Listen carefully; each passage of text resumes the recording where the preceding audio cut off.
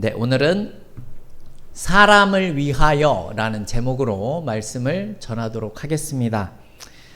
우리 더샘교회 나오신 모든 분들을 주님의 이름으로 축복하고 환영합니다. 네.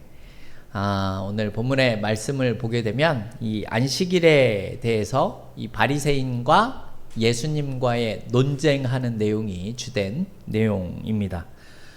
왜 이런 사건이 일어나고 이러한 사건이 생긴 이유가 무엇인지를 우리가 좀 생각해 보는 시간을 갖도록 하겠습니다.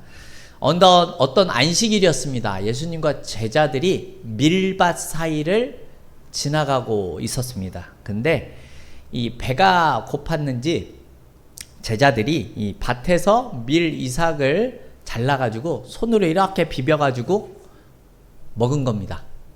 껍질을 벗겨서. 그런데 이 모습을 공교롭게도 바리새인들이 목격을 한 내용이죠.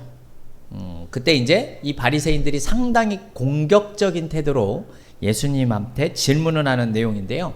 오늘 본문 내용 우리 1절과 2절 우리 같이 한번 읽어보겠습니다. 1절과 2절입니다. 그때에 예수께서 안식일에 밀밭 사이로 가실새 제자들이 시장하여 이삭을 잘라 먹으니 바리새인들이 보고 예수께 말하되 보시오 당신의 제자들이 안식일에 하지 못할 일을 하나이다. 아멘. 여러분 이게 어떤 내용입니까? 바리새인들의 주장은 이런 겁니다. 왜 당신의 제자들이 이 안식일에 해서는 안 되는 이러한 행동을 왜 하는 겁니까? 라고 지금 이야기를 하는 거죠. 사실 이런 안식일 논쟁은 그냥 예수님과 바리새인들 사이에 어떤 견해차가 있어서 비롯된 게 아닙니다. 이 당시에 유대의 종교 모든 지도자들은 편협한 그런 형식주의의 그 신앙이 매몰되어 있었던 사람들이어서 이런 사람들이 메시아와의 그런 메시아인 예수님과의 이런 모습들은 어떻게 보면 필연적으로 일어날 수밖에 없는 사건이었다라는 거죠. 사실 이스라엘 사람들은 이 안식일을 지키기로 매우 유명한 철저하게 지키기로 유명한 사람들이죠. 이 안식일을 지키기 위해서 아주 세부적인 지침까지 매우 잘 만들어져 있습니다. 이렇게 지키기 위해서 이 유대인들을 보게 되면 율법서들이 존재하는데요. 두 종류 율법서가 있습니다. 하나는 우리가 잘 아는 모세오경, 토라라고 불리우죠. 이 모세오경을 고유의 경전으로 가지고 있고요. 또 하나는 이 모세오경을 쉽게 풀이한 이 해설서인 미시나라는 것이 있습니다. 그 외에도 많은 율법서들이 많이 경전들이 있습니다. 그런데 유대인들의 이런 생활과 이 종교 양식을 결정짓는 것은 이 두 가지가 가장 유명합니다. 그래서 이 모세오경을 바탕으로 해서 이 유대인들이 한 6,000가지 정도의 율법을 만들어냅니다. 그 중에 중요한 게 613개가 있습니다. 적극적으로 너희들 이걸 해야 된다라고 하는 게 248가지가 있고요. 니네 이거 절대로 하면 안 된다 하는 것이 365가지가 있습니다. 그런데 이런 율법에 대해서 예수님은 장로들의 유전이다 이렇게 평가를 했는데요. 이러한 내용을 한 권으로 기록된 책이 바로 미시나이고 이 미시나를 잘 해석한 것이 우리가 잘 아는 탈무드입니다. 근데 이들이 주장하는 내용들을 보면 여러분 조금 되게 황당하기도 하고 어이없는 내용들이 많습니다. 예를 몇 가지 들어보면요. 안식일에 여인들이 거울을 보면 안 됐다라고 합니다. 그 이유가 뭐냐면 거울을 보다가 예를 들어서 흰머리가 이렇게 나서 그 흰머리를 뽑게 되면 그걸 일을 한 걸로 간주하는 겁니다. 그러니까 안식일을 어긴 게 된 거예요. 그래서 그러면 안 된다라는 겁니다. 또 이런 내용도 있습니다. 안식일은 1km 이상을 걸어가면 안 된다고 합니다. 일을 한 거예요. 1km 이상 걸으면. 근데 1km를 걷다가 잠깐 쉬었다가 또 1km를 걸으면 안식일을 범한 게 아니랍니다. 재밌죠? 또 안식일에 이렇게 뭐 물건 같은 거를 주고받을 때가 있지 않습니까? 그러니까 예를 들면 뭐 찬미가 수연이한테 물건을 이렇게 슉 던져주거나 했을 때가 있는데, 한 손으로 2번을 받으면 일을 한 겁니다. 근데 찬미가 슉 던졌을 때 한 번은 수연이가 오른손으로 받고 한 번은 수연이가 왼손으로 받으면 일을 한 게 아니랍니다. 재밌죠? 네. 우리가 가장 잘 알고 있는 내용이 뭡니까? 엘리베이터죠, 엘리베이터. 유대인들은 그 무거운 엘리베이터를 손가락으로 버튼을 누르는 게 일하는 거라고 생각을 했습니다. 그래서 이 사람들이 생각하는 게 뭔지 아십니까? 안식일에는 엘리베이터가 모든 층에 다 서게끔 만들었습니다. 섰다가 열리고 섰다가 그러니까 일을 안 한 거예요. 그죠? 여러분, 내용들을 보니 어떻습니까? 너무 편협한 형식주의적인 모습이 보여지지 않습니까? 율법을 잘 지켜야 되겠다라는 모습이 아니라 그냥 이런 내용들, 그냥 겉으로만 잘 지키면 된다라는 그런 내용들을 가진 것이 이들의 모습이었고, 그래서 이 바리새인들은 이런 것들을 정말 열심히 다 지켰었던 사람이 바리새인들입니다. 여러분, 그러니 예수님의 제자라는 사람들이 하지 말라는 일을, 밀을 손으로 비벼가지고 먹는 그런 일을 한 것을 보고 얼마나 화가 났겠습니까? 대놓고 안식일날 일을 했다라고 생각을 한 겁니다. 근데 여러분, 우리는 이 안식일에 대해서 조금 더 생각을 해볼 필요가 있습니다. 이 출애굽기 31장을 보면 안식일에 대한 내용이 나오는데요. 이스라엘 자손과 하나님과의 영원한 표징이다 이렇게 하면서 엿새 동안 천지를 창조하시고 7일에는 쉬어서 평안하셨다라는 이야기를 하고 있습니다. 그러면서 안식일에 일하는 자가 있다면 어떤 표현까지 나오는지 아십니까? 죽이라, 이런 표현까지도 나오고 있습니다. 도대체 여러분, 안식일이 의미하는 게 무엇이길래 죽이라 라는 표현까지도 나오고 있는 것일까요? 안식의 의미에 대해서 조금 더 살펴보겠습니다. 우리는 이 안식이 6일 동안 열심히 일했으니까 단순하게 7일에는 피곤하니까 쉬어라 라고 생각을 할 수도 있지만, 그것이 전체적인 안식의 내용은 아닙니다. 어떤 내용이 훨씬 더 크냐면요, 하나님이 6일 동안 천지를 완벽하게 창조하셨기 때문에 그것을 기념하면서 쉬는 것을 의미하는 겁니다. 이런 내용도 사실 우리가 이미 다 들어서 알고 있는 내용이지요. 근데 여기서 우리가 기억해야 할 게 뭔가 하면요, 하나님이 모든 것을 완벽하게 다 이루셨다라는 내용을 우리는 기억하고 있어야 한다는 거예요. 그러니까 하나님이 모든 일을 완벽하게 다 이루셨기 때문에 우리가 해야 될 일이 없는 거예요. 우리가 더 이상 할 필요가 없는 겁니다. 그래서 하나님께서 행하신 일에 대해서 우리가 그것을 기념하면서 안식을 해야 된다라는 겁니다. 근데 여러분, 한번 생각해 보십시오. 이러한 내용들을 생각할 때 제자들의 행동은 잘한 겁니까? 잘못한 겁니까? 잘못한 것처럼 보여질 수 있잖아요. 근데 예수님의 대답은 우리의 생각과는 조금 다른 대답을 하고 있습니다. 3절부터 5절 말씀인데요. 우리 3절부터 5절 말씀 우리 같이 한번 읽어보도록 하겠습니다. 예수께서 이르시되 다윗이 그와 함께한 자들이 시장할 때에 한 일을 잃지 못하였느냐? 그가 하나님의 전에 들어가서 제사장 외에는 자기나 그와 함께한 자들이 먹어서는 안 되는 진설병을 먹지 아니하였느냐? 또 안식일에 제사장들이 성전 안에서 안식을 범하여도 죄가 없음을 너희가 율법에서 읽지 못하였느냐? 아멘. 여기 나온 내용이, 예수님이 하는 내용이 어떤 내용입니까?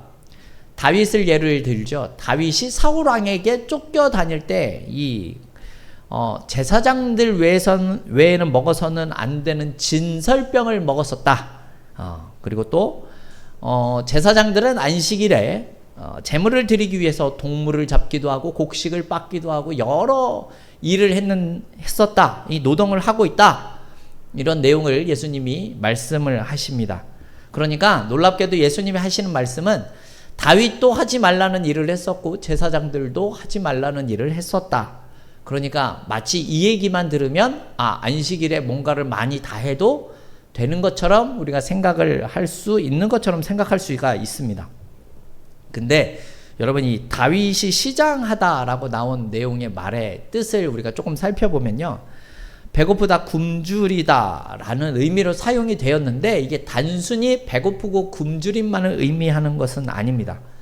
이들이 심리적으로도 영적으로도 아주 간절한 욕구를 가지고 있다라는 사실을 뜻하는 건데요. 물론 예수님의 제자들도 다윗처럼 이런 굶주림을 느꼈겠죠. 그래서 그 굶주림을 채우기 위해서 이 다윗은 성막 안에 있는 진설병을 먹었고 제자들은 곡식을 먹었다라는 겁니다. 그런데 여러분, 특이할 만한 상황은 구약에서 또 신약에서 이 다윗의 행동에 대해서 다윗이 범죄하였다라고 기록하고 있는 부분이 없다는 겁니다. 그리고 우리가 조금 생각을 해봐야 되는 건 뭐냐면요, 다윗이 먹은 진설병은요, 사실 성소 안에 있는 것을 먹은 것이 아닙니다. 여러분, 진설병을 우리가 조금 이해할 필요가 있는데요, 진설병은 12지파를 의미하는 12개를 매 안식일마다 만들어서 배치를 하고 교체를 했습니다.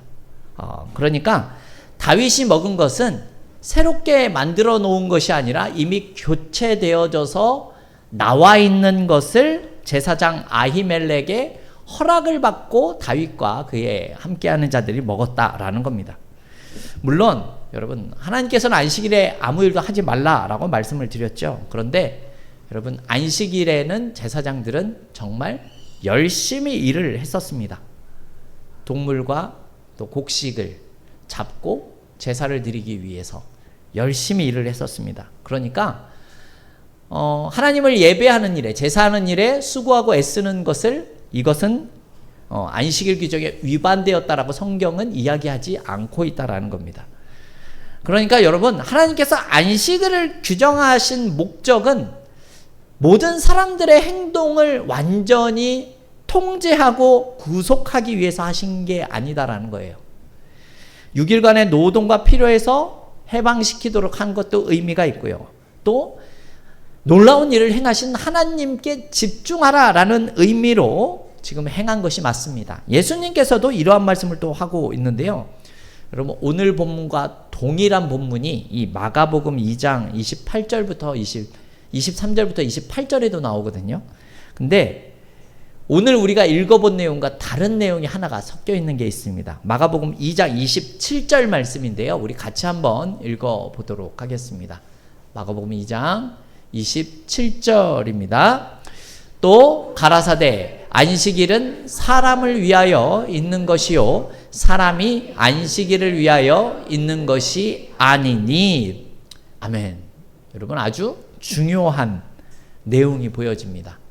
마태복음에는 나타나지 않는 내용인데 그게 무엇입니까? 바로 사람을 위하여 라는 내용입니다. 사람을 위하여.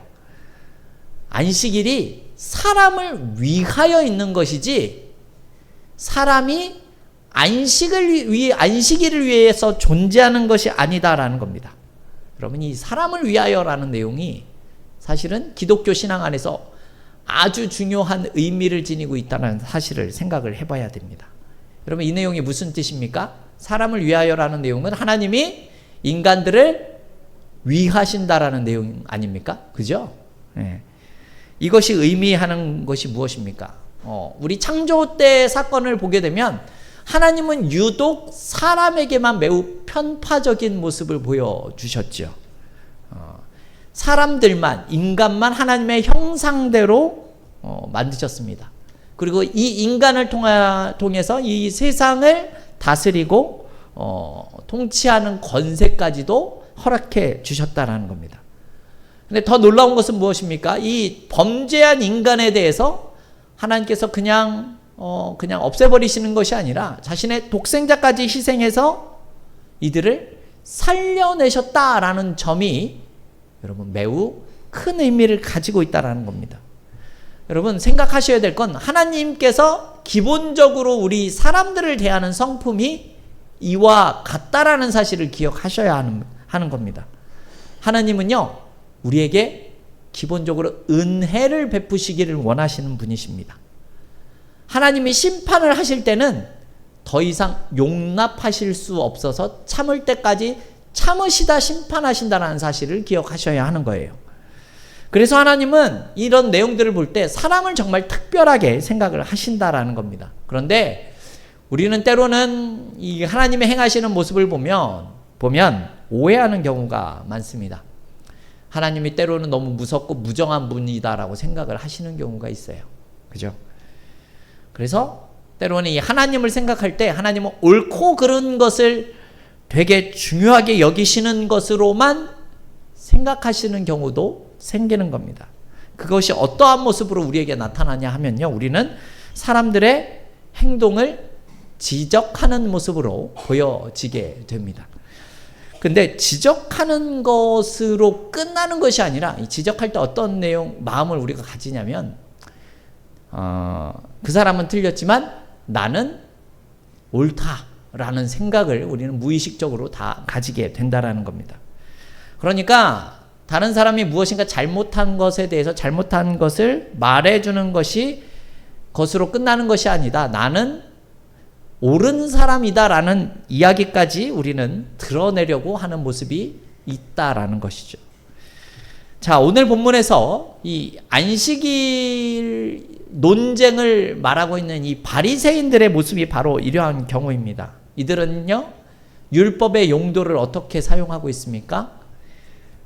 사람들을 지적하고 몰아세우는 일로 이들은 율법을 이용하고 있습니다.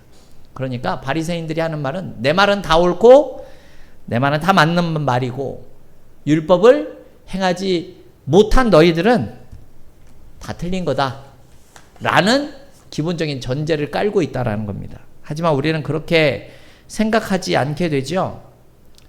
여러분, 우리는 사람들이 뭔가 잘못한 모습들이 계속 보여지게 되면 한 번 잘못했던 것으로 생각하지 않는 경우가 많습니다. 무슨 말인가 하면요, 사람이 그것 하나만 틀린 것이 아니라 때로는 그 사람의 신앙까지도 잘못되었다라고 우리는 확대 해석하는 경우가 많기 때문에 그렇습니다. 여러분, 이것이 죄를 지적하는 사람들이 가지게 되는 일반적인 오류 중에 한 가지입니다. 물론 여러분, 이 율법의 용도는 매우 중요합니다. 무엇이죠? 죄를 깨닫게 하는 기본적인 기능이 있습니다. 여러분, 그러면 왜 율법이 죄를 깨닫게 합니까? 죄를 깨달았으니 다시 죄를 짓지 말라라는 의미로 율법을 사용하는 겁니다. 그러니까 율법의 용도는 우리로 하여금 죄를 억제하고 죄에서 멀리 떠나도록 하기 위한 기본적인 용도가 있습니다. 여러분, 이걸 조금 바꿔서 이야기하면 어떤 뜻입니까? 율법은 사람을 위하여 있는 것이다 라는 내용입니다. 이런 율법의 가치는 여러분, 우리 사람들을 몰아세우고 죽이는 일에 사용되는 것이 아니라 우리를 살리는 일에 사용되어져야 한다라는 내용이죠. 그러니까 여러분, 말씀을 드리자면 이 율법은 울타리와 같은 겁니다. 울타리. 여러분, 양을 치는 목장에 울타리를 쳐놓은 이유는 무엇입니까? 양을 어떻게 하기 위해서입니까? 보호하기 위해서잖아요. 그죠? 다른 짐승들이나 외부의 위협으로부터 양을 보호하기 위한 목적이 제일 먼저 있는 것이지, 양을 가둬두기 위해서 울타리를 설치하는 것은 아니다라는 겁니다. 여러분, 양이 울타리를 넘어가거나 다른 짐승이 울타리를 넘어오게 되면 양이 위험하기 때문에 울타리를 치는 것이다 라는 겁니다. 근데 오늘 본문의 바리새인들은 이 율법을 이용해서 사람을 위할 생각을 하는 것이 아니라 오히려 사람을 잡을 생각을 하고 있다라는 겁니다. 예수님께서 다윗이 진설병을 먹고 제사장들이 안식일에 일을 한다라고 말을 하는 이유는요, 율법을 어겨도 좋다라는 의미로 말씀하고 있는 것이 아니다라는 거죠. 지금 율법의 의도가 사람을 잡지 않기 위함이다라는 사실을 말씀하고 있는 거죠. 그러니까 바리새인들에게 너희가 지금 생각하고 있는 그 내용이 율법을 잘못 이해하고 있는 것이다 라는 사실을 알려주기 위함이다라는 겁니다. 그래서 예수님께서 오늘 본문 7절 말씀을 이야기를 하십니다. 우리 7절 말씀 같이 한번 읽어보겠습니다.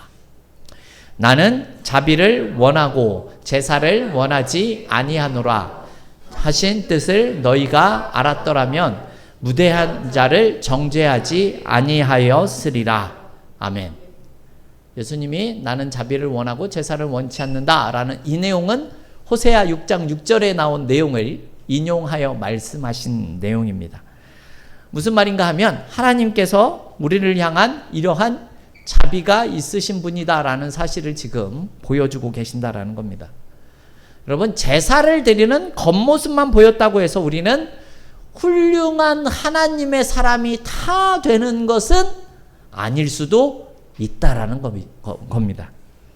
내가 율법을 잘 지키고 있다면 율법을 잘 지키지 못하는 사람을 그냥 정죄하는 것이 아니라 그 사람이 왜 율법을 잘 못 지키는지를 보고 도와줄 수 있는 자비가 필요하다라는 거죠.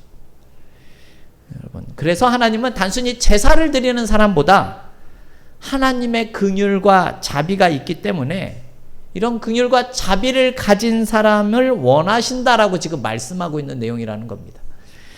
그러나 때로는 이런 긍휼의 모습이, 자비의 모습이 옳고 그름과 좀 충돌되어 보일 수도 있는 것이 사실입니다. 하나님의 공의와 사랑이 충돌되는 것 같은 상황들이 보여진다라는 겁니다. 사실 이 둘의 가치는 동일합니다. 하지만 그렇게 생각하시는 분이 있을 수도 있으니까 우리 이렇게 생각을 해보도록 하겠습니다. 하나님은 우리를 너무나 사랑하시기 때문에 여러분 공의가 필요한 겁니다. 여러분, 하나님께서 우리를 살려놓으시고 우리가 잘 살도록 하시기 위해서 필요한 게 바로 공의라는 거죠. 그러니까 반대로 생각하면 우리는 되게 힘들어집니다. 무슨 말인가 하면 하나님의 공의가 우선되면 여러분 사실 우리가 제대로 살아갈 수가 없습니다. 무슨 뜻인가요? 여러분, 원래 우리는 어떤 사람들입니까? 영원한 죽음을 기다리는 자로 살아왔었던 사람들 아닙니까? 그죠? 생각해 보십시오. 여러분, 하나님의 공의가 우선되었다면 우리는 뭔가를 되게 하나님 앞에 잘했어야지만 구원을 받을 수 있는 존재가 되었다라는 거예요. 이해되십니까? 그런데 어떻게 됐죠? 여러분, 우리가 뭔가 잘해서 구원을 받았습니까? 그렇지 않죠? 하나님은요, 우리가 잘해서 구원하시는 것이 아니라 먼저 구원시켜 놓고 잘 하도록 하시는 분이시다라는 겁니다. 여러분, 이렇게 사랑과 자비가, 용서가 없으면 우리는 신앙생활 하는 게 되게 힘들어집니다. 각박해집니다. 왜요? 우리는 이미 예수를 믿기 전에 죽은 자의 모습으로 살아가는 모습이 더 많기 때문에 그래요. 더 잘못한 모습으로 우리는 살아가는 경우가 많다라는 겁니다. 근데 여러분 생각을 해보면 우리는 내가 왜 구원을 받아야 되는지도 모르는 상태에 있을 때에도 하나님이 먼저 우리를 구원해 내셨다라는 사실을 우리는 기억을 해야 된다라는 겁니다. 자, 여러분, 긍휼이나 자비가 이 옳고 그름과 약간 충돌되는 모습이 보여진다면 여러분 다음과 같은 상황에서는 어떻게 하는 게 좋을지 한번 생각을 좀 해보도록 하겠습니다. 여러분, 예를 들어서 말씀을 드리자면 여러분, 경찰이 범죄자를 추적합니다. 공의를 위해서 경찰은 교통법규를 다 지켜야 합니까? 경찰은, 공권력은 교통법규를 다 지켜야 되지 않습니까? 그죠? 범인을 추격합니다. 법규를 어기면서까지 쫓아가야 합니까? 지켜야 됩니까? 여러분, 교통법규를 다 지키면 범인을 못 잡잖아요. 그죠? 이건 법규를 어겨도 좋다라는 문제가 아니죠. 그죠? 법규를 때로는 어겨서까지도 범인을 우리가 잡아야 하는 이유는 더 큰 잘못을 저지르는 것을 막기 위함이다라는 겁니다. 이것은 또 다른 사람에게 더 큰 피해를 입히지 않기 위해서 해야 되는 모습이다라는 겁니다. 그래서 때로는 공권력도 법규를 어겨서며까지 경찰들은 신호를 지키지 않으면서까지 경찰들의 범인들을 쫓아가야 하는 겁니다. 여러분, 바꿔서 또 위급한 환자가 있는 앰뷸런스 한번 생각해 보십시오. 앰뷸런스가 신호를 지키지 않고 응급실로 달려가고 있는데 교통경찰이 쫓아와서 딱지를 끊는다면, 여러분, 교통경찰은 자신의 의무를 다한 겁니까? 아니죠? 여러분, 신문에 날 정도로 매우 큰 질타를 받게 될 겁니다. 앰뷸런스는 왜 신호를 지키지 않습니까? 왜죠? 사람을 살리기 위해서 그런 것 아닙니까? 무슨 뜻인지 잘 이해가 되셨으리라 생각이 됩니다. 성도 여러분, 오늘 본문에 나오는 바리새인들과 같은 눈으로, 그들의 마음과 같은 눈으로 우리가 하나님을 믿고 있으면 여러분, 우리는 어떻게 되겠습니까? 하나님의 말씀을 이용해서 사람들을 세워가는 것이 아니라 오히려 하나님의 말씀을 사람을 통제하는 일로 사용한다라는 겁니다. 예수를 믿는 자들이 때로는 옳은 자로 살아가는 것을 원하고 그렇게 되는 것이 중요한 것으로 생각할 때가 많이 있습니다. 맞는 말이죠. 우리는 옳은 자가 되어야 합니다. 그런데 때로는 생각보다 옳은 자가 되기 위해서 노력하는 것이 중요하지 않을 수도 있습니다. 왜 그렇죠? 여러분, 예수를 믿는다라는 것은 내가 옳은 자가 되는 게 아니라 옳게 만드는 자가 되어져야 하기 때문에 그렇습니다. 왜죠? 하나님의 은혜가 우리를 옳게 만드셨잖아요. 아무것도 모르는 우리들을. 원래는 영원한 죽음에 있어야 우리의 모습을 하나님께서 어떻게 하셨습니까? 우리가 은혜를 우리에게 허락하여 주셔서 우리를 옳은 자의 모습으로 만들었다라는 겁니다. 그죠? 그래서 우리는 그런 하나님의 은혜를 받아서 다른 사람들을 옳게 만드는 자가 될 수 있어야 한다라는 겁니다. 조금 다른 표현으로 해볼까요? 예수를 먼저 믿은 자들은 다른 사람들을 기다려 줄 아는 모습이 필요한 겁니다. 때로는 속이 터지죠.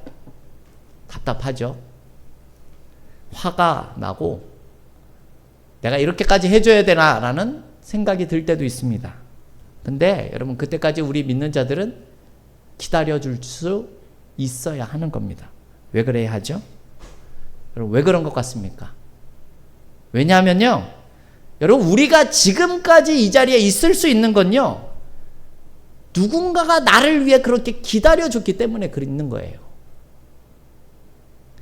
내 눈에 차지 않아도 내 생각보다 더디게 성장하고 더디게 자라난 것 같더라도 우리는 기다려주는 모습이 필요하다라는 겁니다. 제가 로윤이를 보니까 이 기다림이 중요하다라는 생각이 참 많이 들더라고요. 어느 순간 기다려주면 하게 되더라고요. 여러분, 우리도 똑같은 겁니다. 우리들의 모습을 보며 기다려주는 모습이 필요하다라는 거죠. 그래서 그들을 지금은 옳지 않지만 옳게 만들어주는 자의 모습이 우리에게 필요하다라는 사실을 기억하셨으면 좋겠습니다. 그러니까 내가 이러한 은혜를 받았으니까 나만 이렇게 은혜 받은 자의 삶을 살며 끝나는 것이 아니다라는 거죠. 그렇게 살지 못하는 자들에게 우리는 도와줄 수 있는 모습이 필요하다라는 겁니다. 예수 믿는 자들은 그렇게 살아가야 하는 겁니다. 왜요? 예수님도 제자들을 기다려 주셨잖아요. 생각해 보십시오. 예수님이 십자가에 달리시기 전까지 제자들이 온전한 모습을 보인 사람이 누가 있습니까? 베드로는 오히려 예수님을 모른 척했고 배반했지 않습니까? 유다도 그랬고요. 그죠? 더샘교회 성도 여러분, 하나님이 우리에게 주신 율법은 사람을 위한 의도가 있다는 사실을 우리는 기억해야 합니다. 하나님이 율법을 범해서 죽어야 할 우리를 찾아오셨다라는 사실을 우리는 기억해야 한다는 겁니다. 그래서 우리도 이제는 이런 하나님의 마음을 가지고 사람을 살리는 일에 사용되어져야 한다라는 겁니다. 여러분, 예수가 이 땅에 온 이유가 무엇인 것 같습니까? 예수님이 이 땅에 왜 오셨어요? 우리 살리러 온 거 아니에요? 그렇잖아요. 살리러 오셨잖아요. 오늘 제목 말씀처럼 사람을 위하여 이 땅에 오신 거예요. 그게 본질적인 하나님이 우리를 대하는 태도라는 겁니다. 그러니 우리도 사람을 살리는 것에 목적을 두는 사람이 되어야 하는 겁니다. 사람을 세우는 일에 우리의 인생을 사용할 수 있어야 한다라는 겁니다. 그럼을 통해서 저와 여러분이 오늘 나오는 바리새인과 같은 눈을 벗어나서 하나님의 눈과 마음으로 이 세상을 살아가는 그런 하나님의 사람들이 다 되어질 수 있기를 주님의 이름으로 축원합니다.